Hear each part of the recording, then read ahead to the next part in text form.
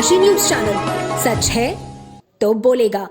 दिल्ली में हुई जबरदस्त बारिश के बाद दिल्ली और आसपास के इलाकों में ठंड का असर बढ़ने लगा है। इसके कारण पछुआ हवाएं चलने लगी हैं और वाराणसी में भी ठंड का असर दिखने लगा है। रात में गलन और कोहरे के कारण ठंड का असर बढ़ रहा है, लेकिन दिन में तेज धूप आने से ठंड का असर कम हो जा रहा है। नगर निगम और जिला प्रशासन ने ठंड से बचाव के लिए रैन बसेरों की व्यवस्था की है, लेकिन जमीनी हकीकत कुछ और ही बयान कर रही है। रैन बसेरों में जो सुविधाएं लोगों को मिलनी चाहिए वो नदारद है। प्रशासन के बड़े बड़े दावे धरातल पर पूरी तरह से फेल होते हुए नजर आ रहे हैं। नगर निगम को जहां अलाव गिराने चाहिए थे, वहां अभी तक अलाव की व्यवस्था नहीं की गई है। काशीवासियों से जब इस बारे में बात की गई तो उनका कहना था कि ठंड के मौसम में हमेशा अलाव की व्यवस्था हो जाती थी, लेकिन इस बार ऐसा कुछ नजर नहीं आ रहा। खासकर मजदूर वर्ग जो दिन भर सड़कों पर काम करता है, वह ठंड से खासा परेशान है। कहीं भी अलाव की व्यवस्था नहीं है और रात में चौराहों और सड़कों पर लोग ठिठुरने को मजबूर हैं। कुछ सामाजिक संगठन कंबल वितरण कर रहे हैं ताकि ठंड से मजदूरों को कुछ राहत मिल सके। स्थानीय लोगों का कहना है कि रैन बसेरों की व्यवस्था ठीक से नहीं हो रही है। पुराने और टूटी फूटी इमारतों में रैन बसेरे चल रहे हैं जहां जरूरी सुविधाएं नहीं है। यहाँ तक कि प्रशासन की तरफ से कोई सटीक कदम नहीं उठाया जा रहा है जिससे लोगों को बुनियादी राहत मिल सके। महानगर कांग्रेस पार्टी के अध्यक्ष राघवेंद्र चौबे ने कहा कि जिला प्रशासन सिर्फ वीआईपी मूवमेंट में ही व्यस्त है, जबकि देव दीपावली के बाद से ही बनारस में ठंड ने दस्तक दे दी थी। सुबह शाम छोटे बच्चे ठंड में स्कूल जा रहे हैं और चौराहों पर अलाव की कोई व्यवस्था नहीं है।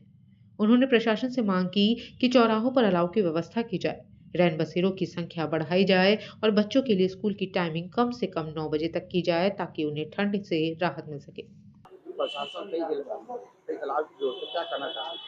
देखिए, बनारस प्रशासन केवल और केवल वीआईपी मूवमेंट में व्यस्त है, जबकि देव दीपावली के बाद से ही बनारस में ठंड ने दस्तक दे दी है। छोटे छोटे बच्चे सुबह 6 साढ़े 6 बजे स्कूल जा रहे हैं ठंड में। चौराहों पे अलाव की कोई व्यवस्था नहीं है और न ही रैन बसेरा अभी तक चालू किए गए हैं जिसमें गरीब लोग जा करके अपने ठंड उसमें रह करके ठंड से बचाव करते हैं। और सबसे बड़ी बात है कि इस बार महाकुंभ लग रहा है और दर्शनार्थियों की संख्या आम दर्शनार्थियों की संख्या बढ़ी है बनारस में, लेकिन प्रशासन की तैयारी अभी शून्य है। हम बनारस प्रशासन से मांग करते हैं कि सबसे पहले स्कूल का समय कम से कम 9 बजे किया जाए और ताकि छोटे छोटे बच्चों को राहत मिले और चौराहों पे अलाव की व्यवस्था हो। रैन बसेरों की संख्या बढ़ा करके उसमें सारी व्यवस्थाएं चाक चौबंद की जाए। जगह जगह अलाव नहीं गिर रही है, लोग अपने चंदे से पैसे से लोग जला रहे हैं। देखिए, मैं कह रहा हूँ, मैंने पहले ही आपसे बताया कि वाराणसी प्रशासन केवल वीआईपी मूवमेंट को कवर करने में लगा हुआ, कैसे बस अपनी वो साख उन मंत्री नेताओं के सामने बचाने में सब लोग प्रशासन। आम जनता को कुछ नहीं मिल रहा है, वो आज भी अपनी सभी दुश्वारियों से संघर्ष कर रहे हैं।